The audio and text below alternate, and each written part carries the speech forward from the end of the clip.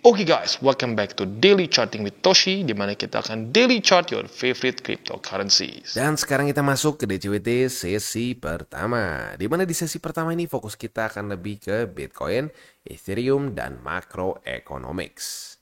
Dan sayangnya pada hari ini market lanjut lagi koreksi. Ya totalnya kalau dibulatkan sekitar nyaris 4%. Total market cap di 3,31 ya.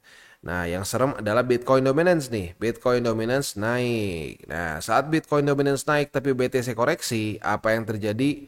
Alts menderita begitu ya. Ya memang ya kodratnya seperti itulah ya. Nah, tetapi nggak semuanya doom and gloom ya. Ada berita bagusnya. Berita bullishnya adalah BTC masih berhasil mempertahankan MA50 ya. Nah, pas banget kemarin kita ngebahas soal Oktober 2024 di mana kita bahas di situ dia reject oleh MA20 dan setelah itu retest lagi ke 50. And ya terjadi lagi ya, kita lihat Oktober 2024 reject oleh MA20 atau lebih tepatnya gitu deh, jebol MA20 ya, ketahan oleh MA50, retest MA20 dan reject ke 50 lagi. Nah, ini keulang lagi nih ya. MA20 jebol, mantul di 50, reject 20, sekarang bertahan di 50 lagi ya. Nah, jadi ini adalah duel antara MA20 dan 50. 50 sebagai support, 20 sebagai resisten. Ya tinggal kita lihat siapa yang menang. Begitu. Ya ini udah seri nih ya. MA50 menang sekali, 20 menang sekali. Nah, kita lihat siapa aja yang menang. As simple as that. Begitu ya. Dan ya kalau gue pribadi sih ya senang-senang aja. Naik senang, udah akumulasi ya. Walaupun kalau di BTC mungkin belum ekstrim banyak ya. Baru 1, 2, 3 posisi ya. Tapi naik ya gue siap-siap aja. Karena sudah melakukan DCA ya. Turun pun siap. Kenapa? Karena ini sampai turun ke bawah lagi ke 92 berapa nih? 91.700, 90 something, dan sampai bahkan 80 pun ya santai-santai aja. Karena saat lu DCA, harga rata-rata lu semakin turun dia akan ngikutin. Tapi ya kuncinya harus tetap melakukan DCA. Kalau DCA-nya bolong-bolong, ya harganya nggak sesuai gitu. Harga rata-ratanya nggak sesuai dengan orang-orang yang terus melakukan DCA. Ya itu, that's the beauty of DCA ya. Lu tidak harus tebak-tebakan. Naik happy, turun happy begitu ya. Ini sama seperti yang kita sering bahas ya. Kita tuh harus jadi Swiss ya, harus jadi Swiss. Dua konflik terbesar di dunia, Perang Dunia ke-1 dan Perang Dunia kedua, Swiss itu di tengah-tengah semua kegilaan itu ya, kegilaan di Eropa itu ya. Tapi apa? Mereka bisa dengan santai, tidak diinvasi, tidak kena apa-apa. Oh ya bang, dia pinter, dia bikin begini begini begini. Ya itu dia, itu kuncinya. Pinter. Dia pinter untuk tetap netral dan buat dirinya kuat walaupun netral. Begitu. Nah, kita tuh di market harus punya sikap yang sama seperti Swiss ya. Walaupun yang lain deterministik ya. Wah, pasti bullish. Nggak mungkin enggak. Lihat nih ya, kita tuh di bull market. Jangan bear boy ya. Bear boy kita gantung gitu ya. Atau kebalikannya, wah bullish lu. Ini pasti bakal drop ya. Ya kalau yang dukun bearish kan kita udah punya nih ya sekarang ya. Setiap hari komen tuh. 67.000 ya, Agus 67.000 gue kasih namanya ya. Nah, kalau sampai nggak kena gimana? Ya berarti nggak beli kan? Nah, ya udah gitu aja, simple. Kalau kita sih nggak usah tebak-tebakan ya. Saat dia turun, beli lagi di sini, beli lagi di sini, beli lagi di sini. Karena kalau gua rasa ya sepertinya orang-orang tuh ada yang kayaknya nggak ngerti cara kerja DCA. Itu padahal matematika sederhana ya. Itu bukan matematika, kayaknya itu matematika SMP deh seingat gua. Nah tapi lagi-lagi ya, mungkin di Indonesia banyak yang tidur waktu SMP tuh ya. Walaupun gua matematika gua nggak suka, tapi ini super sederhana ya. Harga rata-rata itu super sederhana sampai harusnya konsepnya semua orang ngerti.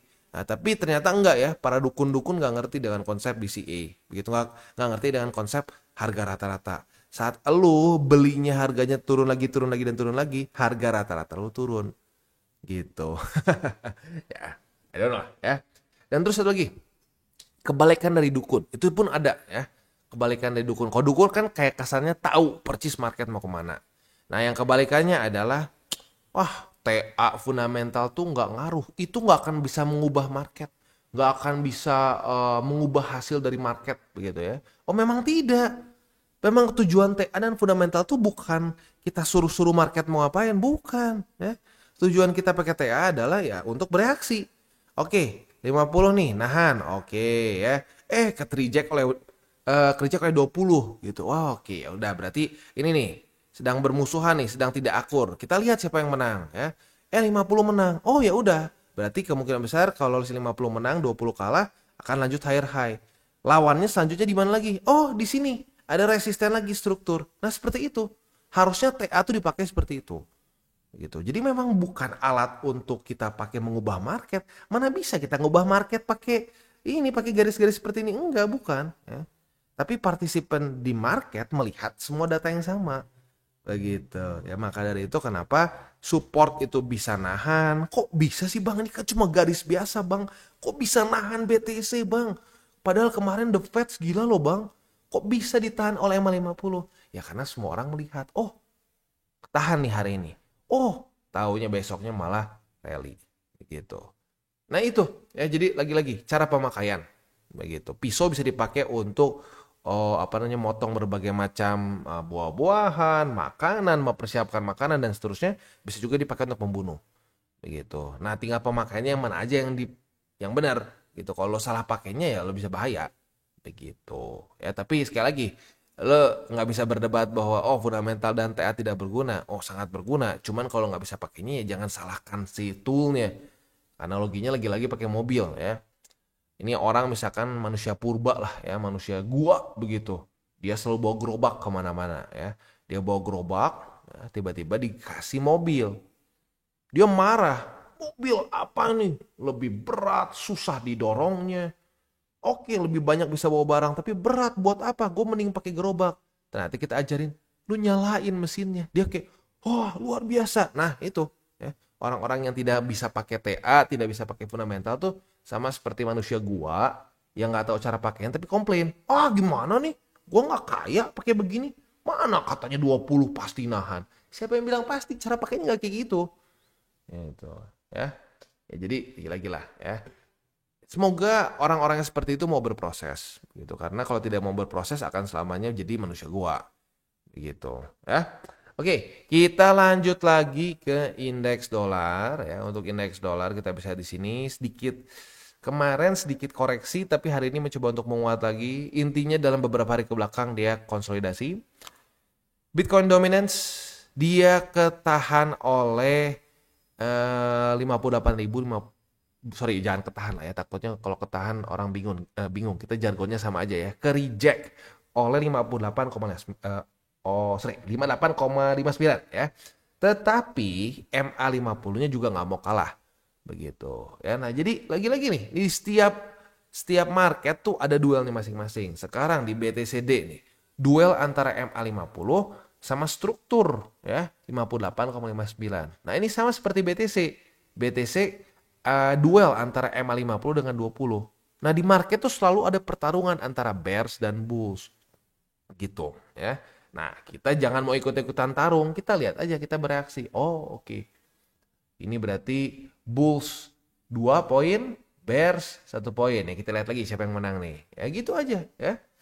Oke, selanjutnya Bitcoin dominance ini ya sekali lagi gue harus ingatkan bahwa ya ini mulai terbentuk suatu higher low ya. Apakah pasti akan higher high? Nggak ada yang pasti, tetapi ya strukturnya masih utuh. Higher high, higher low, higher high, higher low ya. Potensi higher high masih lebih besar dibandingkan dia lower high gitu karena belum ada pemecahan struktur lagi dari sebelum-sebelumnya. Ya, maka dari itu ya ini kenapa kita remind berkali-kali ya dari zaman-zaman sini hati-hati ya, jangan terlalu gila-gilaan di altcoins ya, tetap punya portofolio yang balance. Boleh punya alts tapi dengan jumlah yang make sense. Jangan semuanya alts, jangan semuanya memes ya. Yang sering curhat tuh yang semuanya memes. Itu sangat, menurut gue pribadi ya, itu sangat tidak bertanggung jawab kalau lu semuanya memes. Itu nggak bertanggung jawab. Gitu ya. Maksud gue semua tuh ini ya, jadi kalau misalnya, Bang, tapi porto gue ini ada porto memes, sisanya yang lainnya ada lagi. Enggak, semua holding crypto lu, kalau semuanya memes, itu menurut gue tidak bertanggung jawab gitu ya. Karena kenapa? Ya karena lu BTC bersin sedikit, koreksi sedikit, itu memes terjun payung. Itu yang sering terjadi. Gitu Ya, jadi ingat BTC itu sebagai apa? Fondasi ya. Kalau rumah ya mau sebagus apapun dalamnya, interiornya mau pakai arsitek ternama, mau semua interiornya diambil dari Eropa, granitnya apa? Jangan granit lah, marmernya ngambil dari Itali ya, kursi semua leathernya Itali, TV mungkin lu bikin sendiri nggak tahu lah ya, lu bikin sendiri di mana lah gitu ya, nggak guna semua kalau fondasinya berantakan ya. Fondasinya berantakan, nggak punya fondasi, itu kena angin rubuh rumahnya gitu ya. Oke, next news. News dari Rusia ya, di mana sekarang Rusia sudah menggunakan Bitcoin dan beberapa kripto lain untuk foreign trade ya, dan ini dikatakan oleh Anton Siluanov ya, Anton Siluanov. Kemungkinan besar ini finance minister dari Rusia itu sendiri. Jadi mereka sudah mengakui bahwa mereka menggunakan Bitcoin ya untuk pembayaran. Wow ya. Nah, ini tujuannya apa? Untuk menghindari sanksi dari US. Ya, kita tahu waktu zaman Ukraina, Rusia sedang gila-gilanya, itu apa namanya? Ya kita tahu dia disanksi oleh US ya. Nah, jadi mereka menggunakan kripto sekarang untuk bisa transaksi dengan beberapa negara yang mau. Contoh seperti ada major partner mereka ya, seperti China, lalu juga Turkey dan beberapa negara lain. Begitu ya. Ya, this is the power of crypto ya, dan dia netral ya. Bitcoin, crypto in general tuh netral. Dia nggak peduli dia kamu Rusia, kamu US, nggak peduli. Pokoknya ada orang mau ngirim ya dari A ke B, udah. Gitu. That's the power of crypto. Begitu. Dan banyak orang nggak sadar, wah crypto hanya pure spekulasi. Ya nggak pure spekulasi, ada spekulasi di dalamnya, tapi itu berdasarkan teknologi yang sebenarnya very powerful, gitu ya. Oke, economic calendar. Hari ini jangan lupa kita akan keluar satu data penting, yaitu crude oil inventories. Jadi buat lo yang punya posisi futures jam 11 malam, pertimbangkan untuk tutup posisi ya. Minimal buat yang konservatif, yang buat yang agresif ya monggo silakan ya. Minimal pasang SL lah buat yang ini, buat yang agresif. Nah, selanjutnya kita akan langsung aja masuk ke buy limit. Tetapi sebelum kita masuk ke buy limit, seperti biasa gue akan disclaimer dulu bahwa semua konten dari TCI bukan financial advice. Ini semua bentuknya adalah edukasi ya. Lalu bagaimana cara untuk mendukung TCI? Ada banyak caranya. Lu bisa like our video, bisa share our video, atau juga bisa menggunakan link referral kita di bawah. Nah, sekarang kita akan dengar dulu pesan-pesan dari sponsor kita pada hari ini. Oke, today's video is brought to you by Bybit. Di mana di Bybit ini kita bisa melakukan berbagai macam hal ya, mulai dari yang newbie sampai yang sudah advance.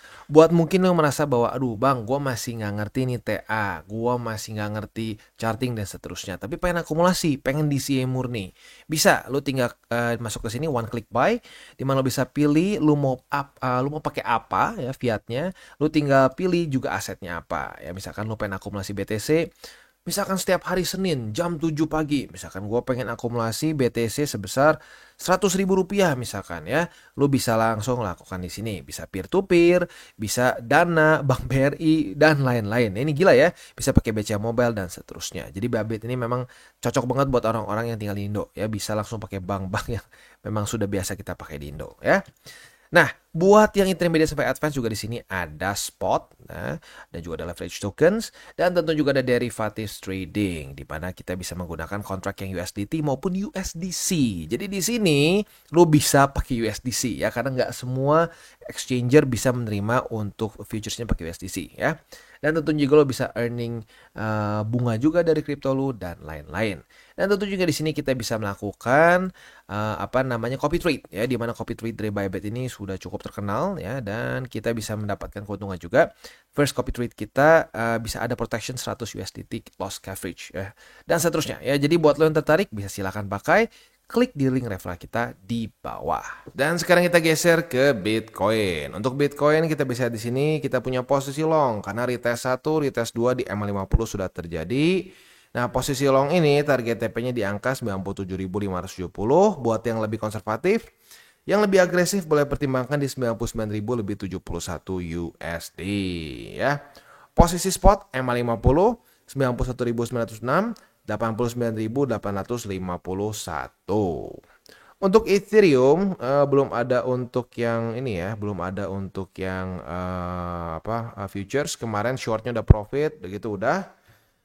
Selanjutnya kalau kita lihat di sini untuk posisi spot berarti di angka 3.280, 3.158 dan 3.000 lebih 13 USD ya. Oke, sebelum kita tutup DCWT sesi pertama ini ya, gue akan ingatkan lagi, gue akan warning lagi ya. Kedepannya akan semakin banyak orang yang sepertinya tahu besok mau di kemana ya, market purchase mau kemana itu akan semakin banyak ya, dan akan semakin konyol. Gue ingat banget di 2021 ya, ada yang pernah bahas Doge ya, ini di luar negeri, ini bule ya, bule dia ngomong pakai bahasa Inggris. Dogecoin, lu kebayang nggak sekarang aja belum $1. Gimana kalau sampai dia sudah sampai seharga BTC? Waktu itu BTC di harga berapa ya? Udah puluhan ribu lah. Kalau nggak salah 40 ribu atau 50 ribu. Kebayang nggak kalau sampai Dogecoin udah di angka 50 ribu? Udah mati mikir, gila ya. Lu bayangin market cap dari Dogecoin ya, udah segini nih, 0,31. Lu bayangin ke harga BTC. Ya itu dia, orang nggak ngerti fundamental sama sekali tentang kripto. Dia nggak ngerti circulating supply, dia nggak ngerti max market cap, dia nggak ngerti max supply begitu ya, ngomong. Nah itu akan semakin banyak nanti di market. Untuk para newbies, hati-hati. Buat yang sama sekali nggak ngerti market, itu akan mungkin terdengar meyakinkan. Buat yang udah lama di market akan ketawa ya. Tapi tetap untuk para newbies ya, ya mungkin salah satu saran yang paling gue suka untuk para newbies adalah misalkan lu telat nih masuk di market. Aduh bang, gue baru masuk di market misalkan 2024 ini dan benar-benar baru akhir-akhir tahun bang gitu ya. Gimana ya bang? Nah kalau seperti itu gue sarankan lu jangan beli alts yang aneh-aneh. Udah lu beli BTC, Ethereum. That's it ya. Nanti kalau kita ya lebih bagus lagi kita bisa TP bersama. Tapi kalau sampai lu jelek-jeleknya terlalu nafsu lupa TP pun dibawa ke cycle selanjutnya masih tenang. Begitu ya, karena nanti akan semakin banyak janji-janji altcoins yang akan luar biasa lah gitu ya. Meme coins juga ya. Wah, kita tuh komunitas kuat. Lihat aja, sekarang koreksi pun ya, kita masuk ke bear market pun kita hold sebentar. Hold sebentar langsung kita balik lagi ke new all time high. Sekarang rajanya meme coins aja Dogecoin ranking 7 loh. Nggak main-main, ranking 7 di CMC ya. Itu dia masih sangat jauh ya. Dia masih sangat jauh dari all time high-nya, masih minus 57%. Sementara BTC dari all time high dia sebelumnya ya, which is itu 69.000 ya. Di daerah sini kita manti aja biar gampang ya. Kita bandingin gini. Ini all time high dia sebelumnya ke harga sekarang. Nggak usah ke all time high lagi yang sekarang lah ya, yang harga running sekarang aja. Lu dalam keadaan profit berapa persen? Profit 39%. Gitu ya. Kalau ke week lu profit 56%.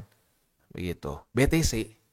Nah, itu dia. Ya, jadi untuk para newbies, salah satu saran yang paling gue suka untuk para newbies adalah yang telat masuk ke market, beli BTC Ethereum aja. Ya. Sampai lu hilaf lupa TP pun lu akan jauh lebih selamat dibandingkan lu maksain di berbagai macam memes, di berbagai macam alts yang aneh-aneh. Begitu. Ya. Dan hiraukan saat lu lagi belajar, hiraukan bisikan setan seperti TA nggak guna, fundamental nggak guna, pasti akan lu mengalami seperti itu ya, dari orang-orang terdekat atau dari just some random dude di internet begitu ya. Teruslah berproses, punya mindset tepat, punya cara yang tepat untuk pakai TA dan fundamental, lu bisa actually profitable. Tapi kalau nggak bisa cara pakainya, ya hancur. Kayak lu pernah lihat itu SpongeBob ya, si Patrick sama si SpongeBob ya, waktu dia nggak sengaja ngepaint duitnya si Mr. Krabs, tuh duit pertama dia ya, dibilang kita bisa pakai teknologi ya, udah gitu komputer dipakai dibantingin ke duitnya gitu, dia berharap itu bisa berubah. Nah itu cara itu adalah orang-orang yang pakai TA fundamental dengan cara yang salah, berharap ini adalah mesin pembuat uang gitu, mesin pencetak uang cepat. No ya. Ini tuh sama aja kayak lu lihat speedometer. Ya speedometer, RPM, begitu. Coba lu ngomong ke orang-orang balap ya, RPM gak guna, lu digampar. Nah, seperti itulah. Ya lu aja gak bisa pakainya katanya. Percis seperti orang-orang yang gak bisa pakai TA dan fundamental. Oh gak kepake. Ya mungkin digampar juga sama trader yang memang mengerti cara pakainya. Ya. Oke, kita tutup dengan 3 golden rules. Jangan pakai uang panas, jangan over leverage, berpikirlah jangka panjang dan salam tabur tuai. Apa yang lo tabur akan lo tuai, jadi taburlah sebanyak mungkin hal baik. Oke guys, jadi itu adalah akhir dari segmen DCWT kita pada hari ini. Dan jangan lupa bagi kalian yang merasakan manfaat dari segmen ini, jangan lupa untuk share ke teman-teman kalian. Dan apabila lu pengen mensupport channel kita, ya TCI, jangan lupa untuk menggunakan link referral kita di bawah. Nggak wajib, ya, tetapi apabila lu menggunakan link referral kita di bawah, ada macam-macam, ya, dari Bybit, Huobi, Maxi, toko kripto, dan banyak lagi, ya. Ya, walaupun nggak wajib, tapi kalau menggunakan link referral kita, lu secara langsung membantu perkembangan dari TCI. Dan satu lagi, jangan lupa juga untuk join Telegram group kita, di mana kita bisa ngobrol-ngobrol santai mengenai dunia cryptocurrency secara dua arah. So, jangan lupa untuk like, subscribe, click the bell icon, and see you on the next video.